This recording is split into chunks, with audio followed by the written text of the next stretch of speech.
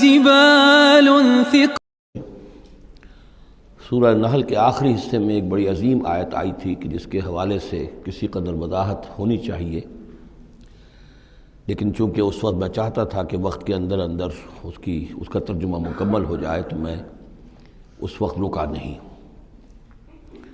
یہ آیت نمبر 125 ہے سورہ مبارکہ کی، ادعو الی سبیل ربک بالحکمت والموعظۃ الحسنۃ وجادلھم باللتی ہی احسن.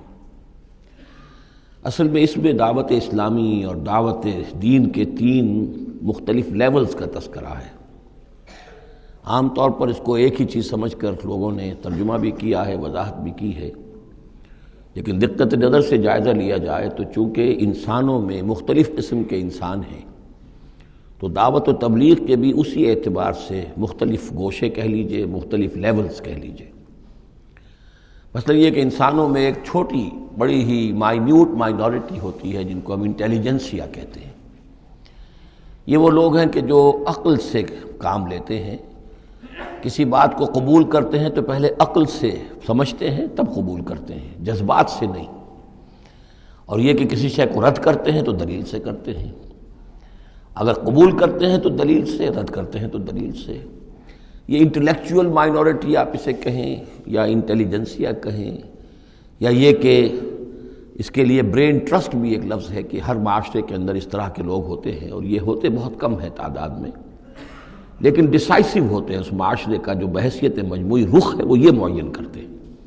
عوام کی حیثیت جو ہے وہ ایسے ہے جیسے ایک انسان کے جسم میں ہاتھ پاؤں ہیں، اعضاء و جوارے ہیں، لیکن جو حیثیت ایک انسان کے جسم میں دماغ کی ہے وہ اس برین ٹرسٹ کی ہوتی ہے، انٹیلیجنسیا کی. یہ طبقہ جو ہے اس کو دعوت جو دی جائے تو ظاہر بات ہے کہ وہ وعظ سے نہیں، جذباتی نہیں، بالحکمہ، پختہ باتیں، عقلی دلائل، محکم باتیں. وہ حکمت جس کے بارے میں فرمایا گیا وَمَن یُؤْتَ الْحِکْمَةَ فَقَدْ أُوتِیَ خَیْرًا کَثِیرًا، سورہ بقرہ میں ہم پڑھا ہے. اور وہ حکمت کے جو 3 جگہ پر حضور صلی اللہ علیہ وسلم کی جو تعلیم و تربیت ہے اس کے مراحل میں سب سے اونچا مرحلہ بیان ہوا ہے. یتلو علیہم آیاتہ ویزکیہم ویعلمہم الکتاب والحکمہ. یہ حکمت جو ہے گہری باتیں، دانائی کی باتیں، عقل کی باتیں، مسلمہ اصول، ان کے حوالے سے یہ سمجھنا کہ کس شے کی اہمیت زیادہ ہے، کس شے کی اہمیت کم ہے، کیا چیز پرائمری امپورٹنس کی ہے، کیا سیکنڈری ہے. ان چیزوں کو جاننے والے لوگ جو ہیں، جو اصول پہچان لیتے ہیں، پھر اصولوں کو منطبق کرنا جانتے ہیں، تو ان کے لیے دعوت جو ہے وہ بھی بہرحال اسی سطح کی ہونی چاہیے کہ وہ دعوت جو ہے دلائل پر، براہین پر. جب قرآن کہتا ہے اپنے مخالفین سے ہاتوا برہانکم ان کنتم صادقین، لاؤ دلیل لاؤ، تو ظاہر بات ہے کہ پھر ان کے مخاطبین جو ہیں ان کو بھی حق پہنچتا ہے کہ وہ دلیل طلب کریں.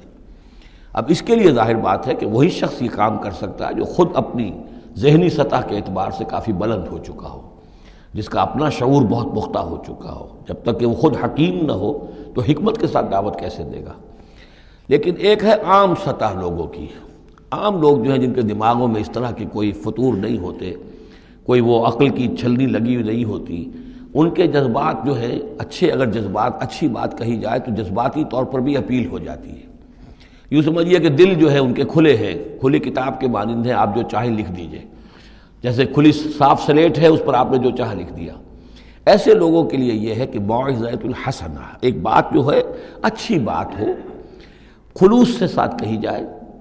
وہ شخص یہ محسوس کرے کہ جو بات یہ کہہ رہا ہے مجھ پر دھونس نہیں جمانا چاہتا، اپنے علم کا روب نہیں ڈالنا چاہتا، بلکہ یہ در حقیقت میری خیر خواہی کی وجہ سے، مجھ سے نفرت نہیں کرتا، میری تحقیر نہیں کر رہا ہے. جو یہ مجھ سے کہہ رہا ہے وہ خلوص سے کہہ رہا ہے. از دل خیزت بر دل ریزت، دل سے بات نکلے گی اور دل پہ جا اترے گی.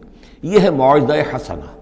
عوام الناس کے لیے دعوت جو ہے وہ اس لیول کے اوپر ہوتی ہے. وہ زیادہ عقلی اور منطقی اور بحثیں اور ان کے سامنے فلسفے کی جو ہے وہ کتابیں کھول کر آدمی بیٹھ جائے تو یہ گویا کہ ان پر ظلم ہے، یہ ان کے لیے تکلیف مالا یطاق ہے. تو سب سے اوپر کا لیول ہے ادعو الی سبیل ربک بالحکمہ، پھر ہے والموعظۃ الحسنہ عوام کے لیے. نمبر 3 وہ ہوتے ہیں کچھ لوگ معاشرے کے اندر کہ جو لوگوں کو گمراہ کرنے پر تلے ہوتے ہیں.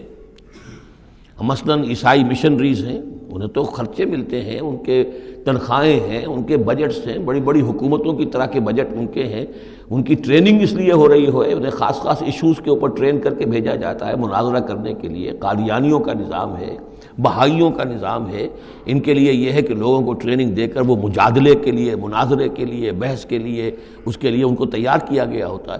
یہ بات مان کر دینے والے نہیں ہوتے۔ آپ خلوص کے ساتھ ان سے بات کریں گے تو وہ در حقیقت وہ تو یوں سمجھیے کہ ادھار کھائے بیٹھے ہوتے ہیں اس پر کہ انہوں نے بات نہیں ماننی، بلکہ یہ کہ لوگوں کو گمراہ کرنا۔ ان کے ساتھ جدال کرنا پڑتا ہے، جو جھگڑنا بھی پڑتا ہے، بحث بھی کرنی پڑے گی۔ لیکن اس بحث میں بھی جو ہمارے ہاں مناظرے کا لفظ آیا ہے، قرآن مجید میں مناظرے کا لفظ نہیں آیا ہے، مجادلے کا لفظ آیا ہے۔ جادلہم، ہاں ان سے جھگڑو، انہیں جواب دینے پڑیں گے ایسے کہ جو انہیں خاموش کر دیں۔ اگر وہ خاموش نہیں ہوں گے تو عوام الناس کے اوپر ان کا اثر ہو جائے گا۔